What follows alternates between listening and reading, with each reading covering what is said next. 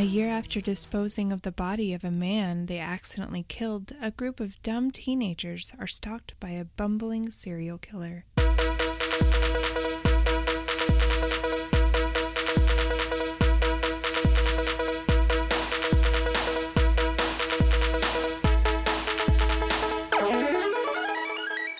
This is Ryan. And this is Ashley. And this is Ruining Our Childhood.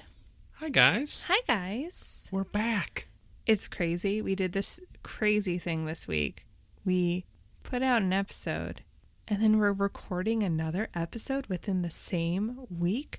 What is happening? It's almost like we're going to be dedicated to our podcast again. Well, no, let's not get too far.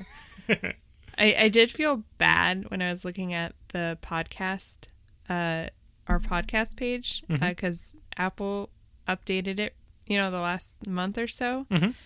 And it said, Ruining Our Childhood, updated weekly. And I was like, that's a lie. Lies. But hopefully, maybe we won't be liars anymore. We'll be consistent and not consistent liars. So, how's it going? Good. How are you? Good. We had a short week. Yes. Because of the holiday last week, which is nice. So, yeah, living life. Watching basketball. Lots of Phoenix Suns games happening in our household. Saw Black Widow yesterday. Yes. Delightful movie. Florence Pugh is delightful. Or as you like to call her, Florence Pew Pew. I think Kyle started that. Oh. And I just took it because I was like, I like it. Yeah. She's delightful in everything I've seen her in, so. Mm-hmm. So you want to talk about our poll winner? Yes. We put out a poll this last Thursday. Mm-hmm. And we did Scary Movie and Scary Movie 2. Ryan's choices. Yes. Because I couldn't think of anything. Oh, you couldn't? I feel like we wrote a list somewhere, and I have to look through my numerous notebooks that I have to see if it's somewhere. But I swear we wrote a list of matchups somewhere. But you did come up with a doozy of a matchup for next week's poll. Yes, which we'll tell you at the end of the episode. Yes. But this week we did Scary Movie versus Scary Movie 2. And Scary Movie 1. Yes. Probably because people are like, they'll do Scary Movie 2 eventually. Of course we will. Both these movies, obviously Scary Movie franchise-wise, has put out numerous movies. But out of all of them, which one did you like the most? I would say this one, the first one. Okay. Okay, Ryan. I saw it in theaters a couple times. I don't know that I've seen the last few. Oh, no. I think we stopped watching them after like 4. That sounds right. I don't know how many they even made. Let's see. Oh. You're going to be like, they made 4. No, they've made way more. They've made 5. I don't even know if I've seen 4, to be honest with you, now that I'm looking at it. Uh-huh. I definitely saw 3, and 2 was my favorite, by the way. Okay. Thanks for asking. I knew that. That's why I didn't ask. Did the Wayans brothers, were they in all 5?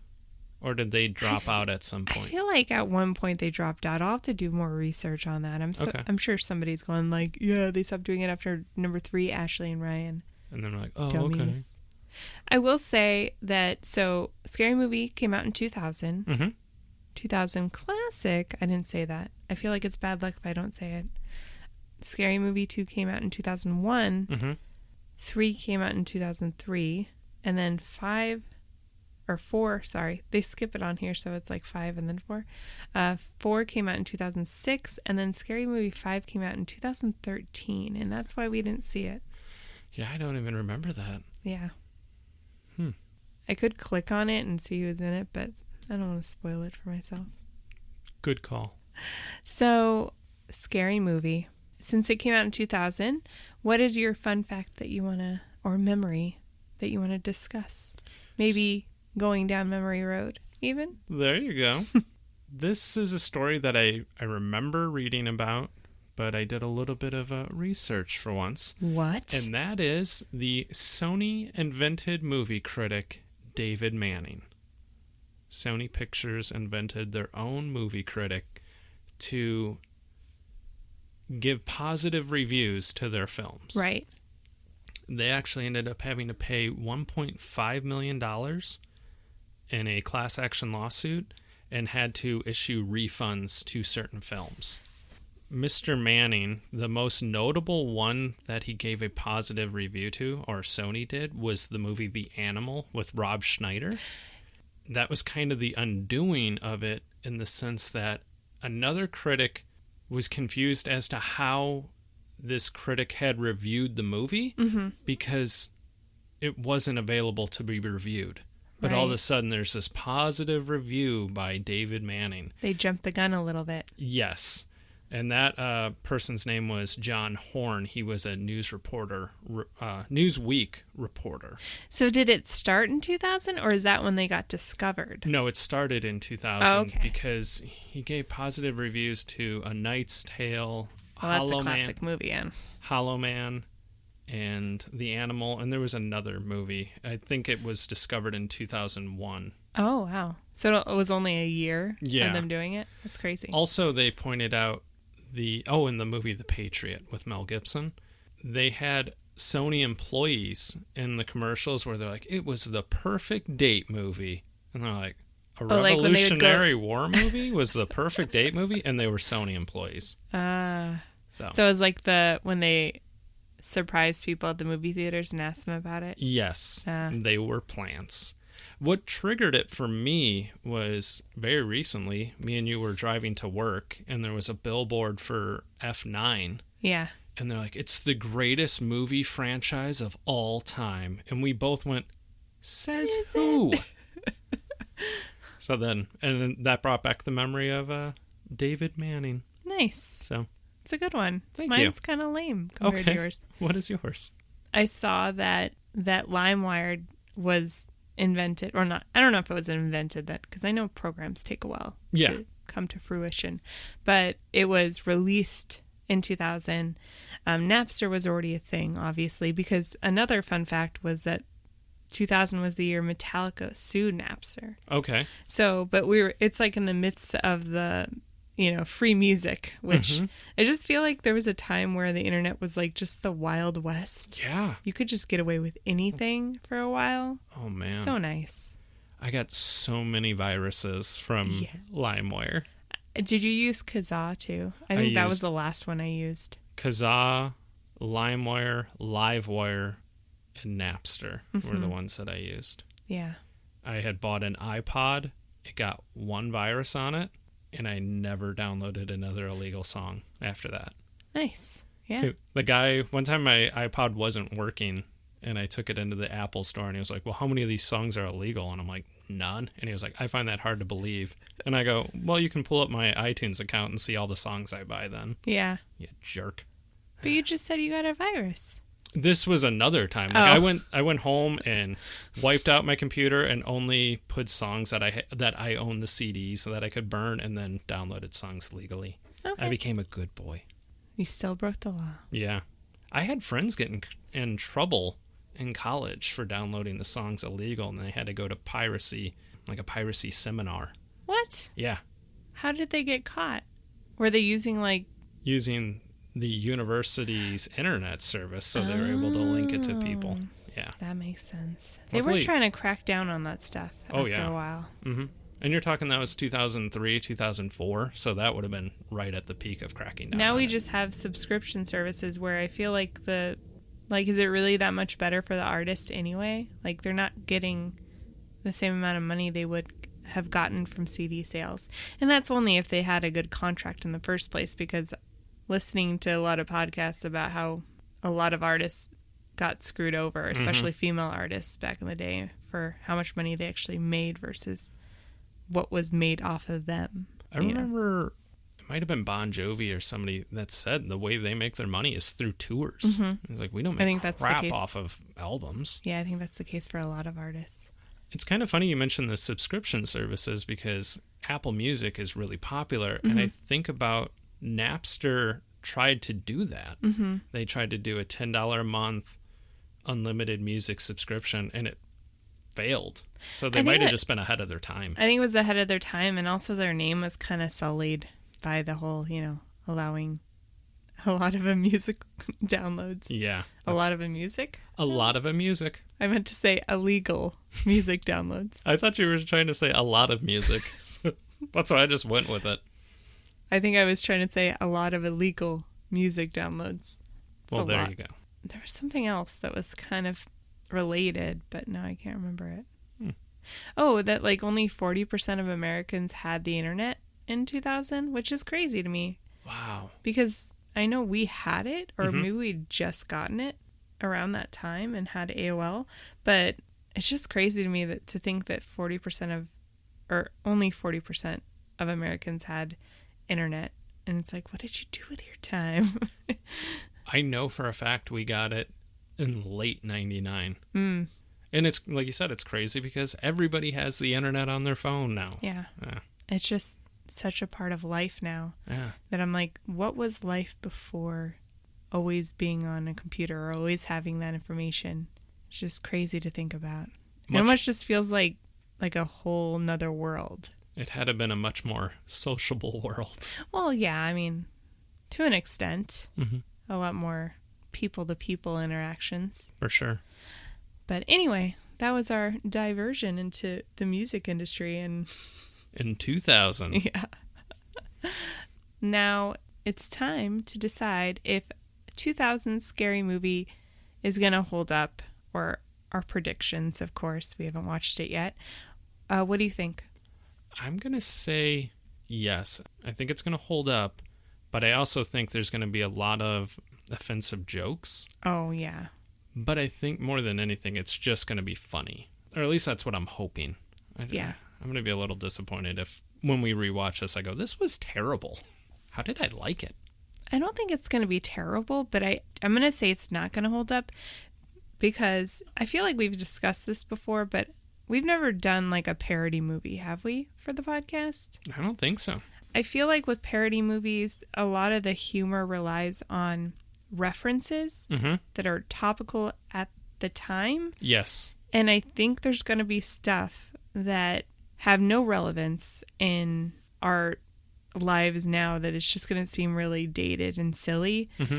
And I agree, it's probably going to have so many offensive jokes, so many probably not great for women jokes. I was thinking more, there's going to be a lot of homophobia. Yes. Yeah. For sure.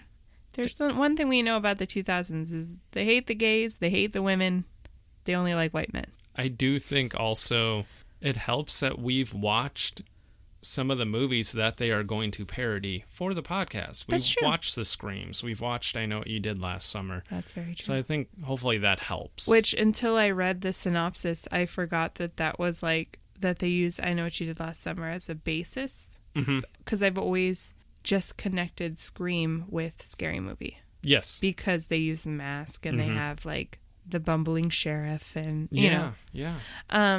You think it's going to hold up? I don't think it's going to hold up. So, who's going to win? We'll see. Who knows? Where can you stream this? So, it's available to rent and to buy on various platforms. It also shows that it's free on Pluto TV.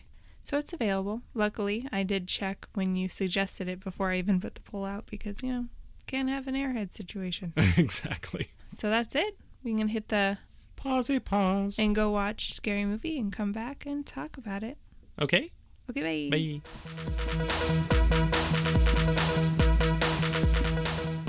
And we're back. We just finished watching Scary Movie, and we're going to go ahead and break down our movie with our categories.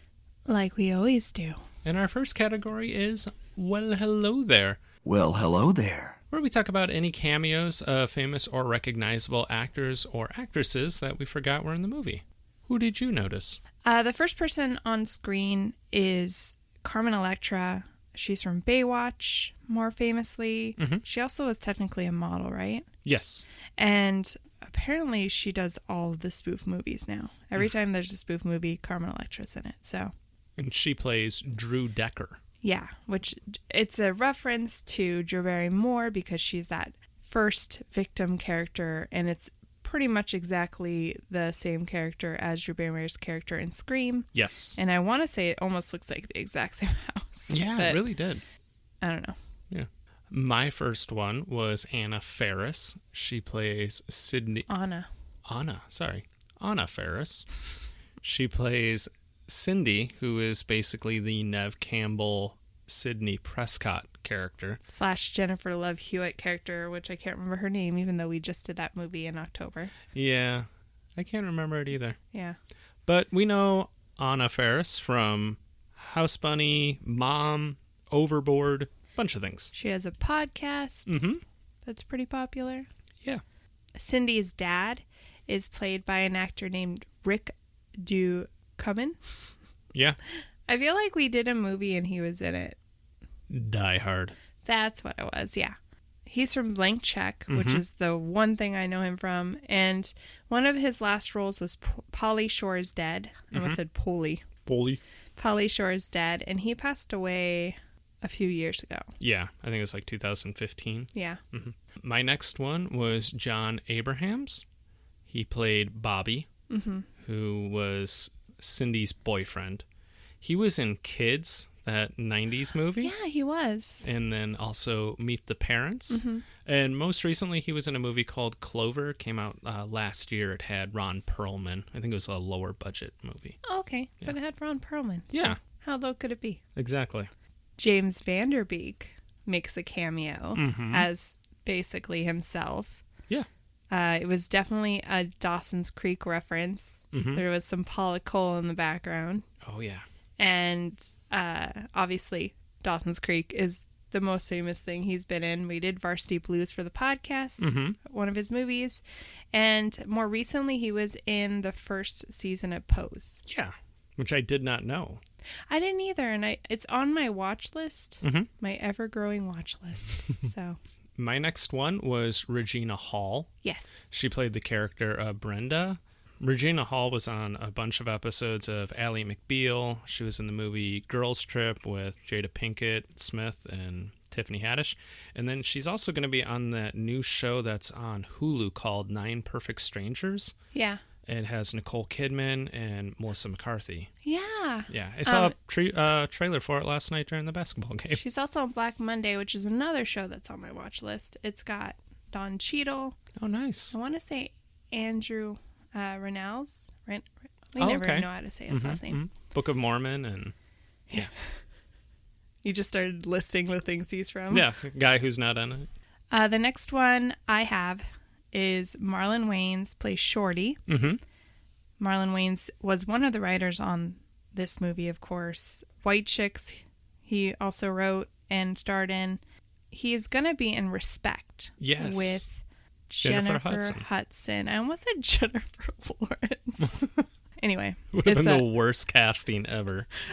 20 years ago, they're like, let's make Aretha Franklin white. That's exactly what they would do. Yeah. But yeah, I'm excited for that movie because I love biopics.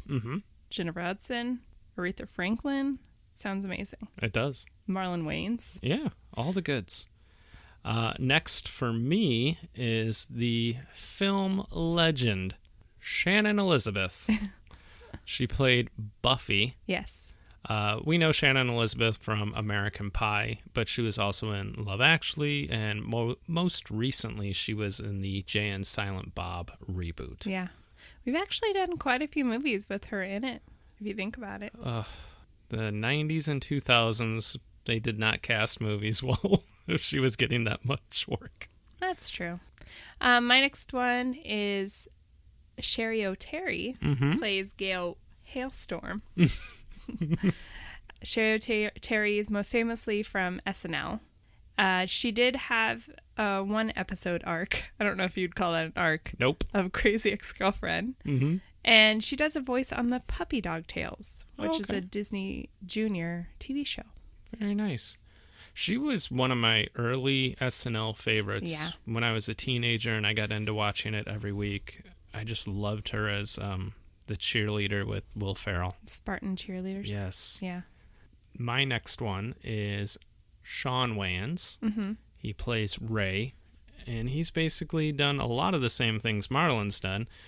dance flick, White Chicks, and more recently he's did a voice on the Boo Crew, which was a show a few years ago. I think it was an animated series. Yeah, I was actually really surprised. I'm going to say this is like a Cameron Diaz situation. He hasn't acted in like 5 years. Yeah. But I did look it up, and he is doing stand-up. Oh, okay. A lot, and like doing tours. Mm-hmm. But yeah, it was one of those things I was like, what? He hasn't acted in 5 years? But then when I think about it, I'm like, okay, yeah, I see Marlon a lot, but I do not see Sean that much. Mm-mm. So that makes sense. I was kind of surprised when I looked that up as well. I was like, oh, there's just actors, you're so used to them. When they take a little break, you never notice. Yeah. Yeah.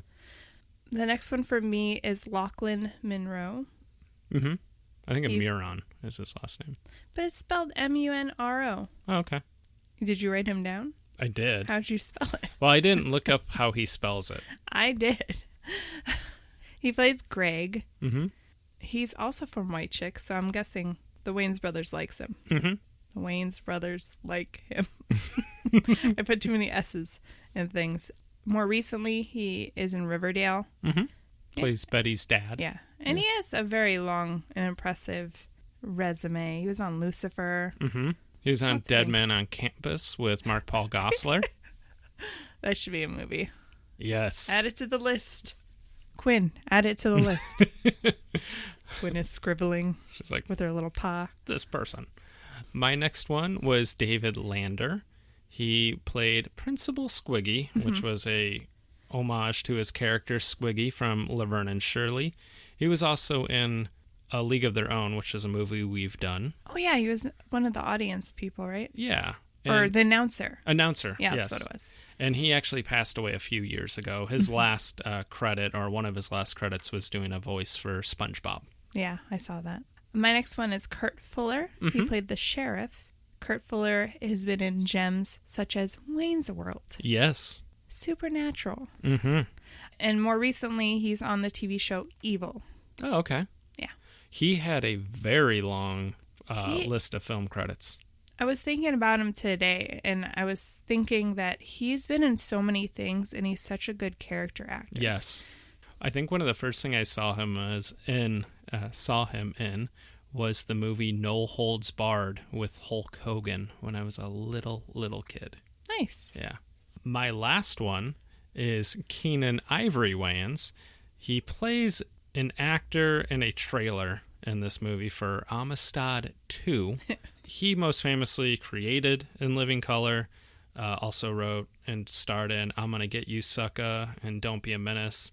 And he still writes. He never did a ton of acting.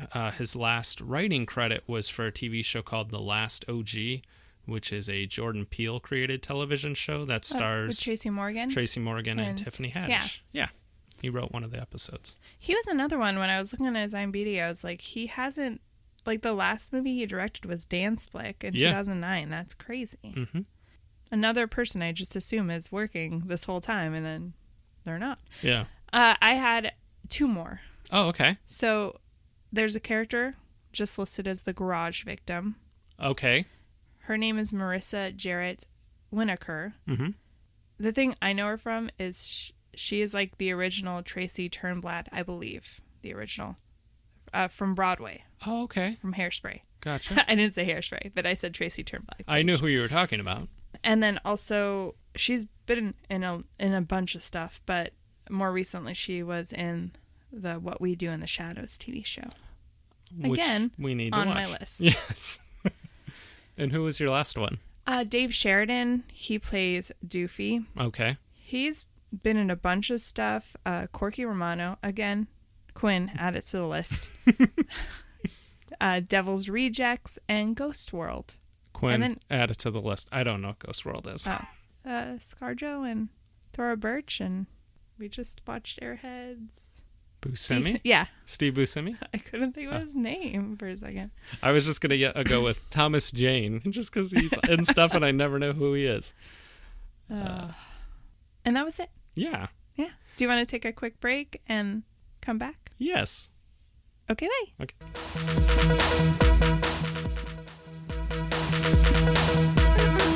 Okay, and we're back.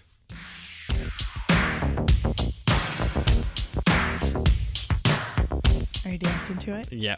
Mm-hmm. This next category is called, kids would call it a throwback. We call it the prime of our teens, where you talk about fashion, dated references, and maybe movie references, and offensive jokes, and any technology we notice. Yeah. Did you have any fashion? They wore some, I would say, preppier clothes from the 90s, but it was very common clothing. It reminded me a lot of the characters that they were spoofing. The only thing that I did write down was at one point, Shawn Wayans was wearing a FUBU jersey. I did notice that. And I'm pretty sure it was like the same exact one that the guy wears in the Pretty Fly for a White Guy music video by The Offspring. It's like that powder blue.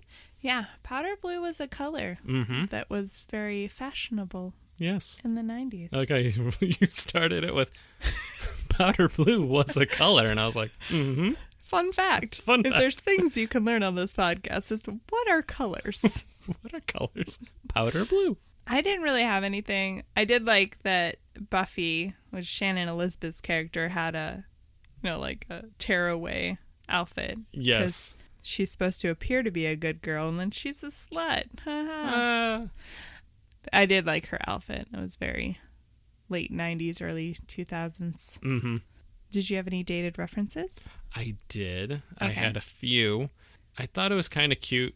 In the principal's office, there was a Shots beer ad on the wall, paying homage to Laverne and Shirley again.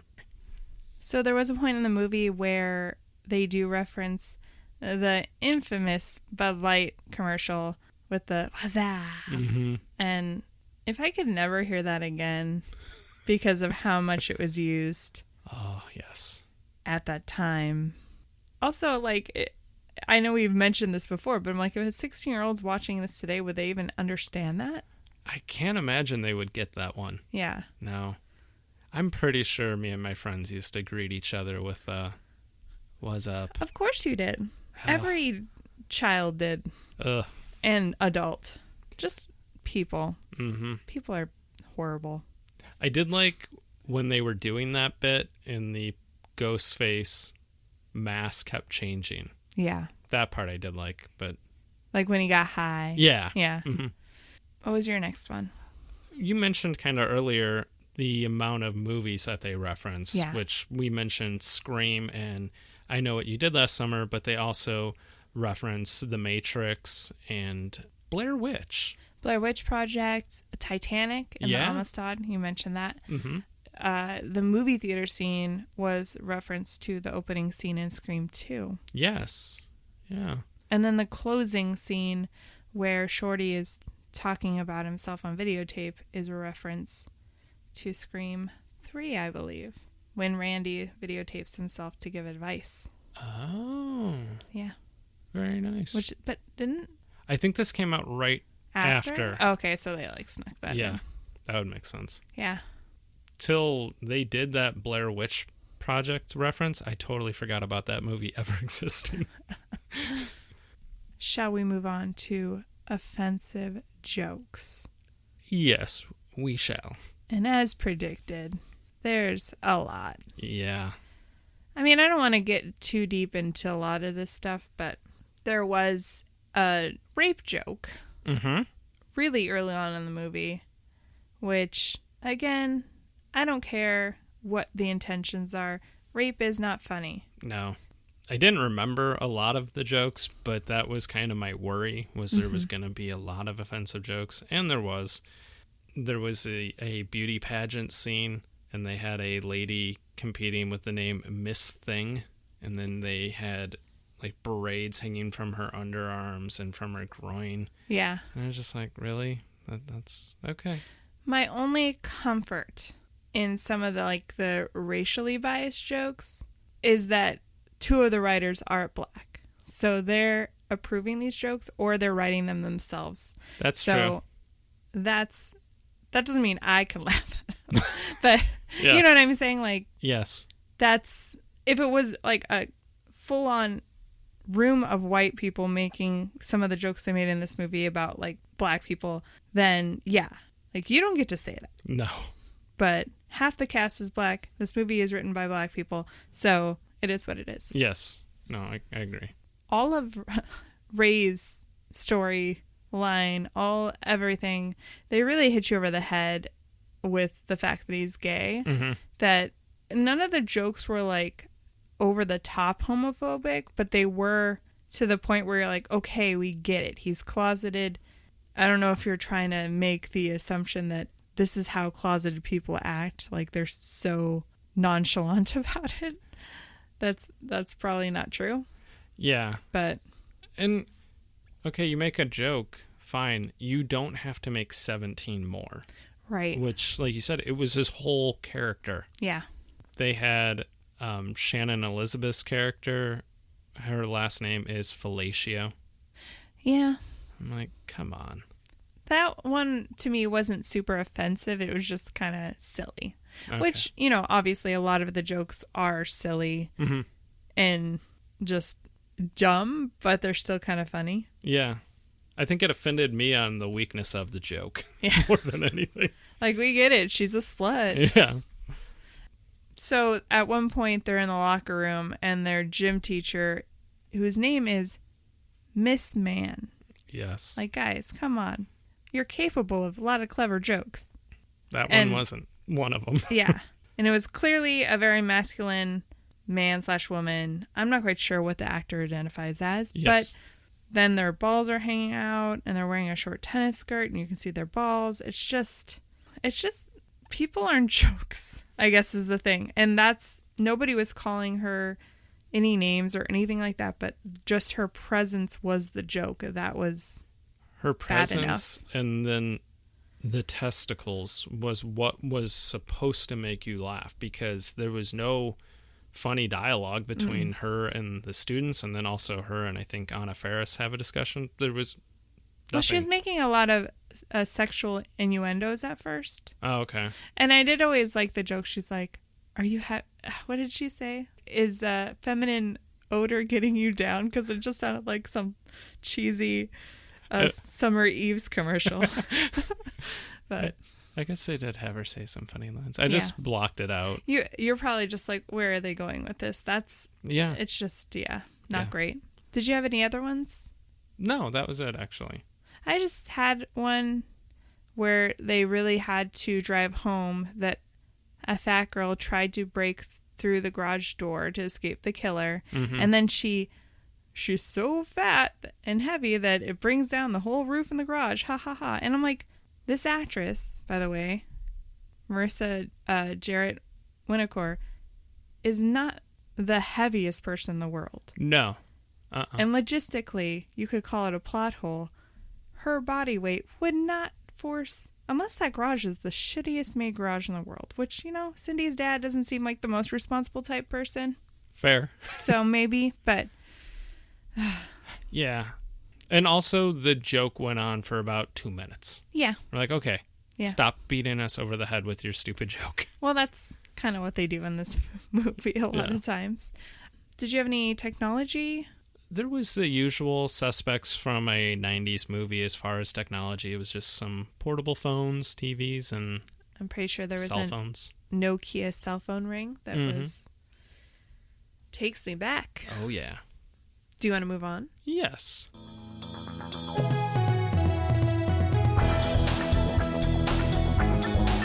Our next category is called Is It Even Good? Where we talk about the plot, the plot holes, the funniest and cringiest moments. So, what's the plot? I put a merge of Scream and I Know What You Did Last Summer with lots of slight movie reference mixed in. That is a perfect description of this movie. I don't know if that's a new thing we're doing, or we should do that, like where we write the silliest synopsis ever. Oh, that would be fun. Yeah. Okay. Quinn, write that down. Quinn, write that down. That's a great idea. Yeah. Did you have any plot holes? I did. My plot hole just completely surrounded Doofy. Okay. Why is he going around killing people? Like, what is his true motive? Yeah, I was confused by that. And also, they established that he's handicapped and like a slow learner. And his sister's in the movie, but at the end of the movie, he's faking it. He's he takes off his fake mustache, and he's smoking a cigarette as they leave, and he's just like he's totally different. Yeah. So I'm confused as to how long has he been doing that? Yeah, because that's a good Shannon question. Elizabeth is his sister, and she's not going, yeah, he had an accident or there was some sort of issue, like nothing. That would have made more sense if they would have like established some backstory as far as like how, if he was born this way, because I'm like, is this just some sort of long con he's been doing since he was 3? Yeah. The only connection that they made at the end of the movie was that he used to have a crush on the first victim, but I'm not quite sure why he's trying to kill Cindy or anybody else. Yeah, I don't get that. It's just what it is. I don't think we're supposed to really overthink this, spoof movie. I will say, other than that was the plot hole I had. Yeah. Did you have any? I think you can really have loose parameters for the movie as far as the writing when you're a parody movie. And a lot of times they actually like kind of make fun of plot holes in other movies. Yeah. For example, the opening scene, Carmen Electra is running away, or she has a choice of all these weapons and she chooses the banana because it's just making fun of the fact that people make the stupidest decisions in scary movies. Yes. So, of course, she picks the banana, and then she runs out, and there's 2 signs. There's to death and to safety, and she goes the death way. Yeah. And then even, like, the slow-mo running in the water, like, obviously nobody was actually running for their life would do that, but I think they were making fun of the fact that horror movies still tend to sexualize women as they're fleeing. Or even action movies, like...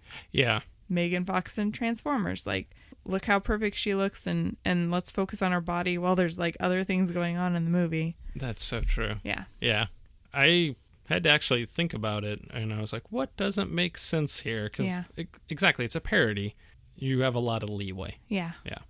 What was your funniest liner moment?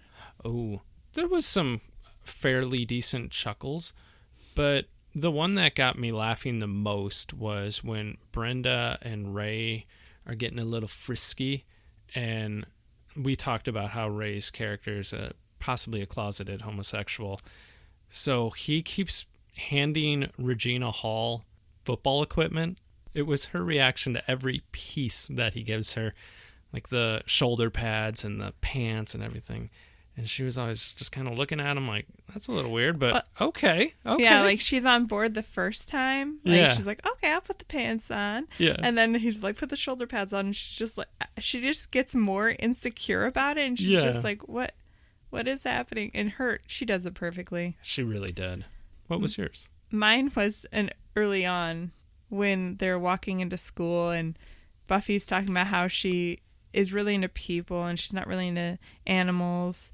And a homeless man asks her for $1 and she's like, ew, get away. And then Cindy's like, here's a sandwich, sir. And he's like, I said $1, bitch. And he throws the sandwich at her. I always laugh at that part. That was pretty funny. Yeah.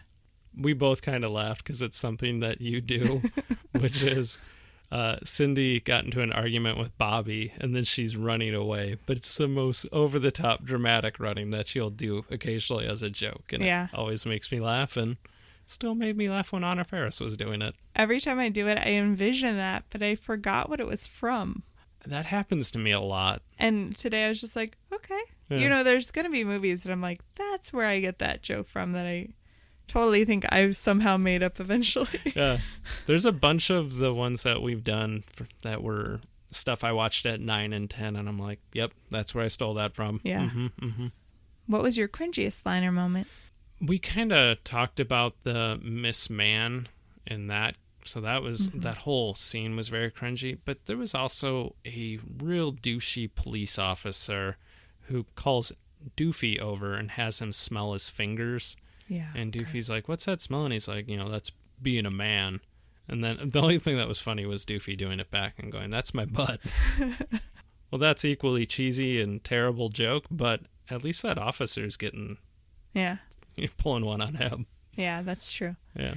I mean, there's so many like bodily function, I've discussed it a lot that I'm not a big fan of, like diarrhea, or I'm going to add sperm to that list. But the one scene where Cindy is taking a bath and she's using the razor, and then she just uses it on her tongue, because I've cut my finger with my razor, and I can't imagine. I was just like, I really hope that razor was like fake. Oh, I'm pretty sure. And she didn't like cut her tongue. Because she also was shaving her face during that scene without shaving cream. Right when she ran it across her tongue, I was like, huh? It made my tongue hurt just thinking about it. Did you have any random thoughts? Yeah, something that I liked was they did kind of poke fun at the cast and stuff like that. At one point, Sean Wayans even like, they're talking about, it wasn't Sean Wayans, I apologize, it was Lachlan Muron. Oh. Was talking about, if they made this into a movie, they'd probably cast a bunch of people in their late 20s or early 30s to play us. So I was like, well done.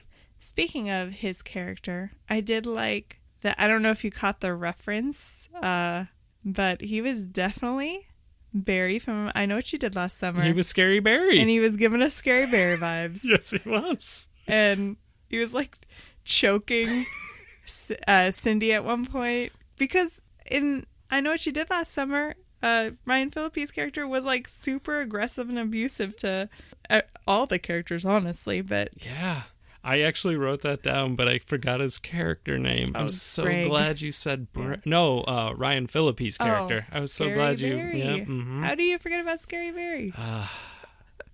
I know someone who's very excited that we made these references. Right.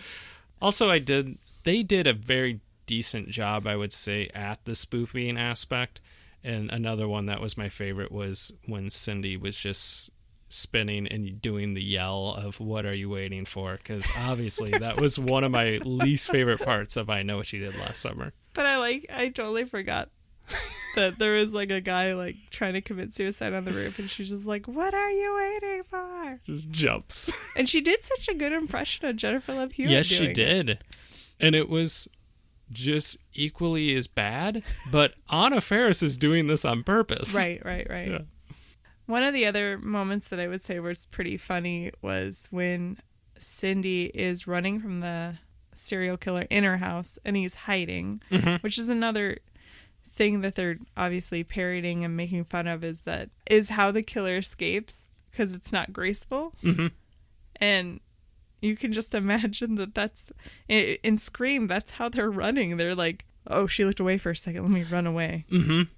But I also like that she ran into her room and dialed the online 911, which I'm pretty sure Sidney Campbell does in Scream. But she writes, "White woman in trouble." And then like 4 cop cars come. I was going to say, just here comes all of the police. Yeah. That was all I had as well. Awesome. Should we move on to our final thoughts, or should we take a quick break? We should take a quick break.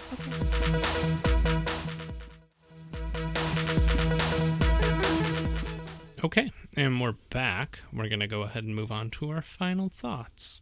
What do you think? Did it hold up, or did it not hold up? I don't think it held up for me. I think there's some movies that are just better left in the past. Yes. And fondly remembered for what they were at the time. Because at the time I was a 14-year-old girl who laughed at everything. But there are still jokes that are funny. Yeah. And though they have been overshadowed by the dated homophobic, transphobic, and fat jokes for me. I very much agree. There was still a few good, decent laughs in there, but nothing that was super funny in my opinion. And the older I get, I hate when movies grab at the lowest hanging fruit and just go for that cheap joke. And this movie was very guilty of it. Do you think we're just a product of society trying to mature what comedy is? Or do you think it's because we're adults now and some of those jokes are clearly like made for children to laugh at? I think a lot of it is the age. Yeah. Because I know I thought it was hilarious when I was a kid, but also I'm grown up a lot over the last 20-something years. Yeah. But I liked the point that you made about some things are best left in the past. Yeah. And just let those memories you have. But we wouldn't have a podcast if we did that. That's true. We like to go back and check them out. Do we? Yeah. I like how you said that. Explained it to our listeners in case they weren't sure. They're like, I don't know why they do this. So it doesn't hold up. No, it does in our not. opinion. So that means the Doesn't Hold Up Awards pending title. Yeah, we're going to do these awards. Yes. I like the pending title. That is going to be said every week now. Pending title.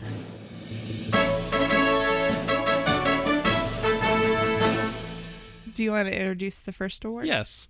The first award that we give out every week when it doesn't hold up is the valedictorian to the Nicolas Cage Online School of Bad Acting. And who did you give your award to? You mentioned Doofy's storyline, or we mentioned it as being very cringy. I gave it to Dave Sheridan, who played Doofy, just because I don't know if his performance was the part that I hated the most, or was just the fact that there was this character who has mental disabilities, and they're using it to kind of make fun of him. Yeah. But then at the end they're like, well, but he's the killer, joke's on you. But you're like, I don't know. It's just iffy from a standpoint of like, don't have that in your movie. Yeah. Now that's a very, I wonder how he feels like looking back going, I played this character where I'm basically making fun of people. I don't know. I think that maybe some people nowadays do like have to look back at the characters they've played and be like, oh. Yeah. But I gave mine to Carmen Electra. There was a lot of actors that she could have gotten to do that kind of fun cameo, and she's not a good actress. But you also have to think of like the time, and yeah, no, she was a big get in the time. Yeah, but like I said, I'm thinking they could have gotten someone who is a halfway decent actor to do that part, because it's not a James Vanderbeek cameo. Like it was like a 5-minute scene that she has to carry. So that was my part. But I agree with you. Like at the time, she was a big thing. Yeah. Okay. Yeah. Interesting take, Ryan. Thank you. The next award is the Thomas J. Hanks Award for Exceptional Acting. I kind of went back and forth between Regina Hall and Anna Faris, but I did give it to Anna Faris because I felt like her character kind of drives the whole plot, and I just felt like she did a great job nailing the overacting of Jennifer Love Hewitt, and I Know What You Did Last Summer, and it really tickled my fancy. I agree. I also gave it to her. I thought she could pull off the sweet, naive virgin girl, but she also has really good comedic timing. Yes. I love the first scene with her dad where they're kind of going back and forth, and she's just describing her childhood lovingly, but it's like she's saying all these statements like, you're a drug runner, yes, or a drug dealer, but it's just it's such a normal conversation. It just makes it really funny. Yeah, no, she was just fun altogether. But yeah, if I could give it to a 1B, Regina Hall. Same. Was great. That was like my second choice. We agree, and I was wrong. It didn't hold up. You suck. Thank you. You're a jerk. You're a jerk. You little jerk. You little jerk. Anyway, so that's it for us, guys. I said I would announce what the poll is going to be for this coming week. We're going to do I don't know what the category would be. Musical pop stars trying to act. Yes. And the two choices will be Mariah Carey's Glitter, is what I'm calling it now. Okay. She really wanted that movie to get made, Ryan. I understand. And Britney Spears' Crossroads. Yes. Ooh, which you've seen neither. I have seen neither. Yeah. Which is amazing. Sorry. I will say that is very impressive that I never saw Crossroads.